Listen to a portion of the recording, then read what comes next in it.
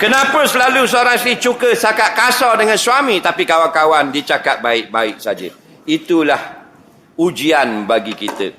Dekat Nabi nak mati pun Nabi cerita tentang fitnah wanita. Nah, pada haji yang terakhir Nabi buat pun Nabi berkhutbah tentang fitnah wanita. Betul tak? Tu apa? Sebab tu kita kena faham. Nak kahwin kena faham. Apa dia? Perempuan ini satu spesies yang sangat berbahaya. Faham? Biar kita faham dulu. Dia ni akan canggah habis kataan kita. Dia akan marah kita. Sampai masa dia maki kita. Dia minta duit kita. Lepas tu dia maki pula kita. Itulah perempuan. Jadi mu nak nikah tak? Nak. Kena siapa orang? Betul tak? Biar dia lari apa jangan mu cerah dia. Biar dia kutuk mu apa jangan mu kutuk dia. Biar dia maki mu apa jangan mu maki dia. Pasal kita qawwamuna 'alan nisa. Kita pemimpin. Hak bodoh biar ke dia.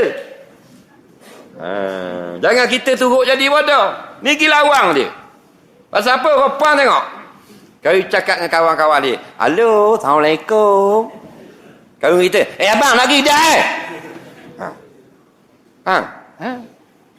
Bila nikah dia buat lebih kurang. Tak nikah, manja. Dalik, pergi kedai. Pergi kedai, order air. Perempuan mari kan? Ambil order kan? Nak? Minum apa bang? Kalau kita Terengganu, sini, minum apa be? Mari singobeng. Betul tak?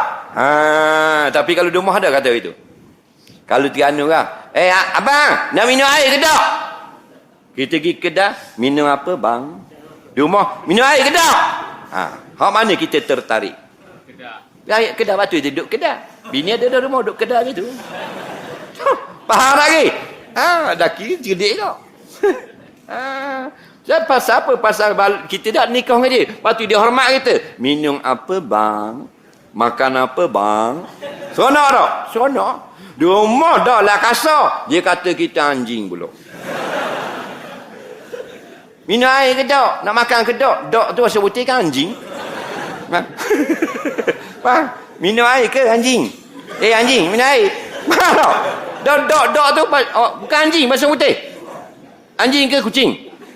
Anjing. Betul? Kita pun nak jadi anjing kok. Ramai kok suami jadi anjing. Orang panggil abi, tamu panggil Arab pun panggil lah. Bapak, panggil ayah. Dah, sungguh panggil benda. Papi. Papi ni anjing ke lembu? Papi. Anjing lah.